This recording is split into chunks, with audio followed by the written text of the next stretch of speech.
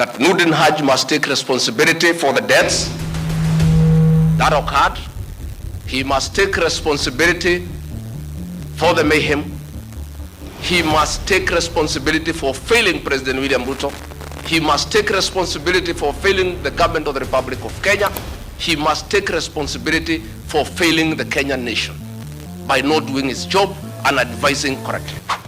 I'm not aware of any forces that have been formed to abduct Kenyans. Another day to remind you that Kenya might actually not be a real place. Because tell me why the CS of Public Service yesterday alitokea kusema that abductions are not good and akakashifu government ya William Ruto straight to their faces out in public.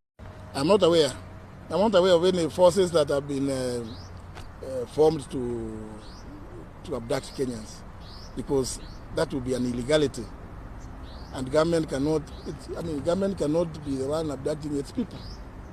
It is for that reason that I think we need to discuss it openly. And then today he goes and records a statement that is name dropping at Kilimani police station.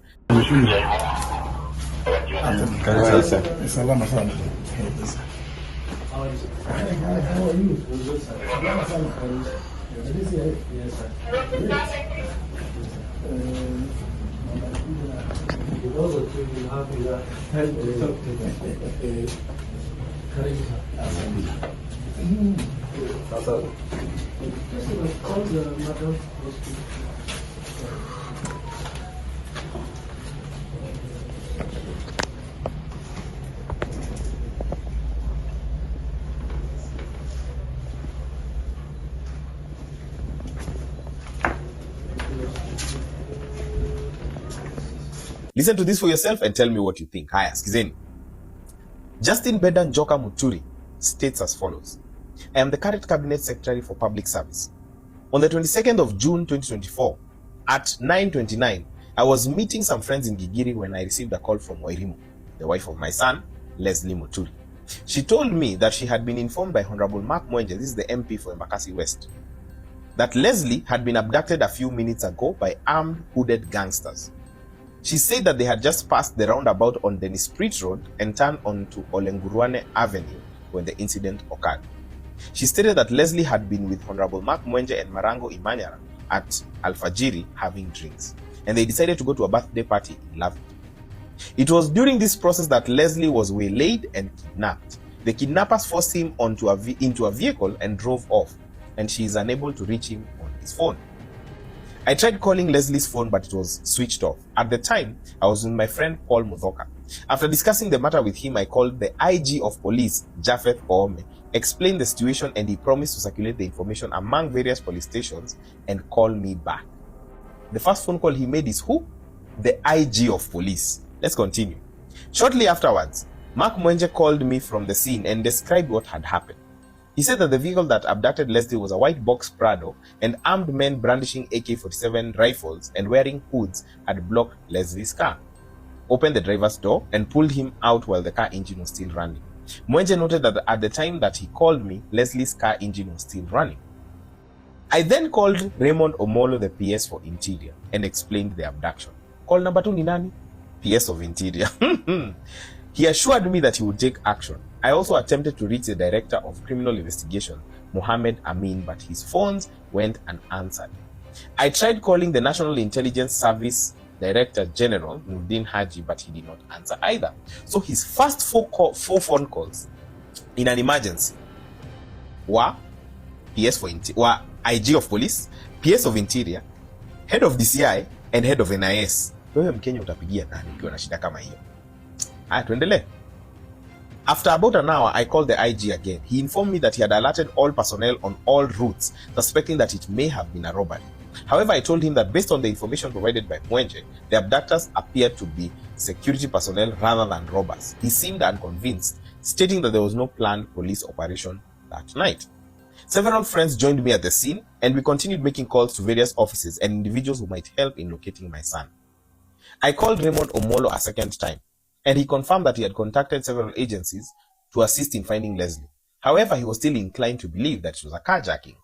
I mean, I can understand why they would think that, because I mean, this is a CS sitting in cabinet. Who would be so bold to abduct a CS's son? So obviously lazima ikuwe ni watu wanataka kumextort or something. That's the initial thought process, right? We learned that police from Kilimani had gone to Citizen TV to obtain CCTV footage, but the station was initially reluctant to release it. Honorable Ndongo Gethenji, who had joined us, this is the former MP for Nyeri, called Wachira Waroro, the CEO of Citizen, and explained the situation and requested any information that might help to identify the vehicle. Waroro later sent us footage showing the events leading to the abduction. The footage showed Leslie driving out, followed by Mwenje. The footage also captured the box Prado in another vehicle resembling a Probox following Leslie and Mwenje prior to the abduction. At around 3 a.m., I decided to send a WhatsApp message to the president. President wa Kenya nani? Mkubwa. Whoever is watching, President wa Kenya nani? Sent a WhatsApp message to the president informing him about my son's abduction. Around this time, someone gave me the contact number of Said Kiprotich Mohammed, the director of Anti-Terrorism Protection Unit. Okay. ATPU. Just find out what ATPU does. Anyway, as we had identified the box Prado in the CCTV footage and learned that such vehicles were often used by the ATPU. I called Mr. Mohammed, but he did not answer or respond to my text message. So huyu jamaa akona number za all the people who are in the security apparatus.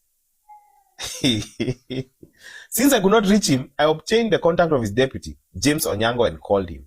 He said he would look into the matter, but was unaware of any police operation at that night. We eventually retired to our homes around 5 a.m. to freshen up. While at home, around 8:15 a.m., James Onyango called and informed me that they had checked everywhere, but there was no reported case of that nature. He promised to intensify the search efforts. Shortly afterward, Said Kiprotich Mohammed called me back. After I explained the situation, he assured me that there was no ongoing operation that ATPU was not involved. Given the anxiety at home, there were many relatives and friends had gathered. I informed them of the previous night's effort and left to continue the search. We continued to Gigiri and met friends who had also been searching various police stations without success. Between 10 and 11 a.m., a friend from the NIS called, informing me that my son was being held by their people. I shared this information with my friends, and it was agreed that I should call Noordin Haji again. Despite multiple attempts, he did not answer. Not answering was just a problem. Just before 1 p.m., I decided to call Professor Kindiki, the Cabinet Secretary for Interior. After explaining the entire situation, he expressed shock and assured me he would contact Noordin Haji. 15 minutes later, Professor Kindiki called back saying he had spoken to the DG of NIS, who denied holding Leslie. So, why wasn't he picking Justin's phone then? Okay, fine. Siwe uko na yeye, but amekupigia mara mbili ama ni tatu sahi na hujashika. Despite my insistence that I had confirmed information from an NIS officer, Professor Kindiki maintained that the DG could not be lying. We continued our inquiries, and I checked my phone to see if the president had read my message. He had not. Shortly afterwards, we saw the presidential helicopter heading towards State House. Knowing that the president had been attending a church service in Nyandarua, I decided to drive to State House to see him in person. Upon arrival, I found the president had just finished lunch with a couple of MPs, including Mwangi Kiunjuri and Honorable John Kawanjiko. I waited until they finished their discussion. When Mwangi Kiunjuri concluded his conversation with the president, I approached. After greetings, I informed the president about my message, and he explained that his phone had crashed due to an overload of messages. I narrated the ordeal, including my interaction with the previous senior government officials who had been unable to help. I expressed my belief that NIS was holding my son. The president joked, asking why anyone would want to arrest a young person over the Gen Z demonstration. He even mentioned Kiunjuri's son and the sons of other officials who had been involved in similar demonstrations. He then called his technician to check the status of his phone. Since it was still not functioning properly, I requested that he call Noordin Haji directly. Standing outside the pavilion, I heard the president ask Noordin Haji if he was holding my son. Noordin confirmed that he indeed was holding my son, and the president instructed him to release Leslie immediately. Noordin responded that Leslie would be released within an hour. After thanking the president, I drove out of State House, rejoined my friends in Gigiri, and explained what had happened. Slightly over an hour later, Leslie called me to say that he had been released and was at home. I then went to see him. This is a true and accurate recollection of what transpired. Yeah. I'm laughing because I'm in shock. Bro. So ni kumaanisha nini? What are we being told here, guys? Tunaambiwa nini? Because you are telling me that he called them, they refused to pick his phone. The cabinet secretary at the time called them Na wakasema sisi hatuna huo mtoto bwana. Mpaka Kindiki akaambia Justin manze haezi kuwa ananidanganya. Si nimemuuliza na mimi ndio CS wa Interior. And then the president calls him directly and he says I have his son. So what? That reminds me of Rigiji's statement in Mombasa. That Noordin Haji must take responsibility for the deaths that occurred. He must take responsibility for the mayhem. He must take responsibility for failing President William Ruto. He must take responsibility for failing the government of the Republic of Kenya. He must take responsibility for failing the Kenyan nation by not doing his job and advising correctly. And he must do the honorable thing, not just take responsibility, but resign from that office and allow the president to pick a competent director general. I want to request President William Ruto to consider, as a matter of urgency, to recall the 3 directors who are removed from the service and the 13 assistant directors to come and help reconstruct the service and get sanity back to the National Intelligence Service to serve the president, the government, and the people of Kenya. President William Ruto deserves better. He deserves a director general who knows what he's doing. He deserves a National Intelligence Service that is effective and that can analyze situations and keep him and the government informed on what is going on.